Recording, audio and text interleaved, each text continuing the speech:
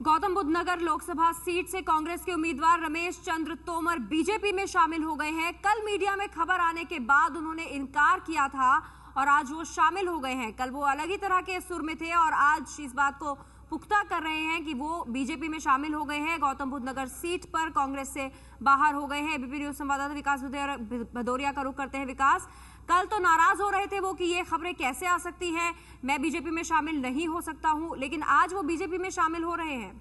देखिए, पिछले तकरीबन 15 दिन से वो बीजेपी के नेताओं के संपर्क में थे। बीजेपी के उत्तर प्रदेश के सह प्रभारी रामेश्वर चौरसिया के जरिए उन्होंने राजनाथ सिंह से न केवल बात की थी बल्कि मुलाकात भी की थी।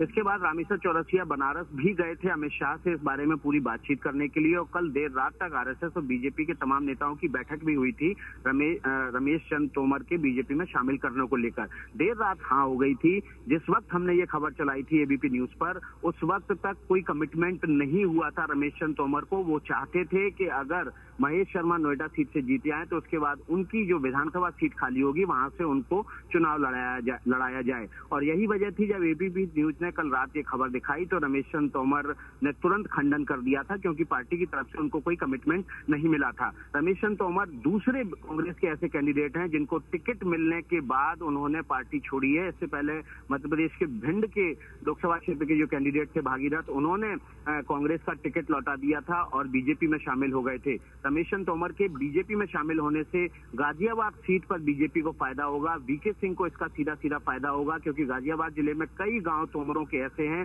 जो अब सीधे रमेश चंद्र तोमर के जरिए वो बीजेपी के पक्ष में वोटिंग कर सकते हैं।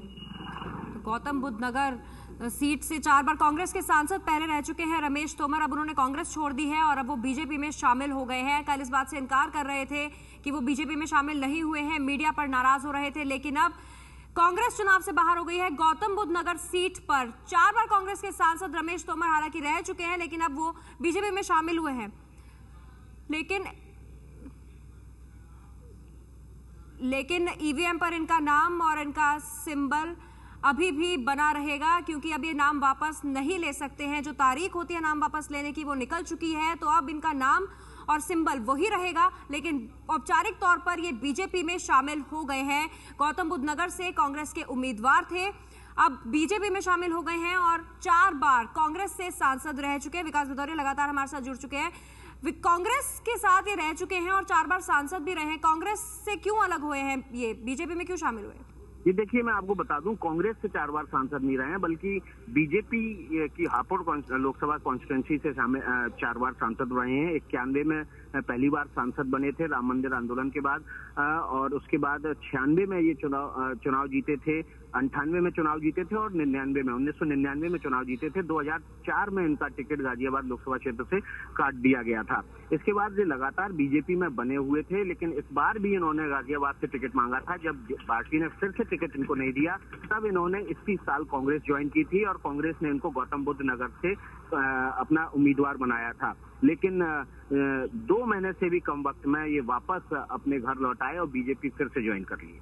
यानी पहले बीजेपी में थे, जैसा विकास जानकारी दे रहे हैं, बीजेपी में ही रहे हैं शुरू से और अब बीच में कांग्रेस ज्वाइन किया था, तो 2 महीने का वक्त आप बता रहे हैं कि ये कांग्रेस में रहे थे। लेकिन बता दें आपको कि नोएडा में कौन सी पार्टी ने कौन सा उम्मीदवार उतारा है। बीजेपी ने महेश शर्मा को उतारा है, एसपी ने नरेंद्र भाटी को, आम आदमी पार्टी ने केपी सिंह को चुनावी मैदान में उतारा है। रमेश चंद्र तोमर जो कि कांग्रेस से चुनाव लड़ने के लिए मैदान में उतरने वाले थे, ईवीएम पर भी इनका नाम रहेगा, सिंबल भी यही रहेगा, लेकिन रमेश चंद्र तोमर शामिल हो गए हैं बीजेपी में और इसी पार्टी में वो पहले भी रहे हैं। और अब से कुछ ही वक्त हुआ था जब ये कांग्रेस में शामिल हुए थे, क्योंकि बीजेपी ने इन्हें इस बार टिकट नहीं दिया था, जिससे नाराज होकर इन्होंने बीजेपी छोड़ दी थी और इन्होंने कांग्रेस का रुख कर लिया था। इसी साल कांग्रेस में गए थे और अब वापसी कर ली है, बीजेपी में शामिल हो गए हैं।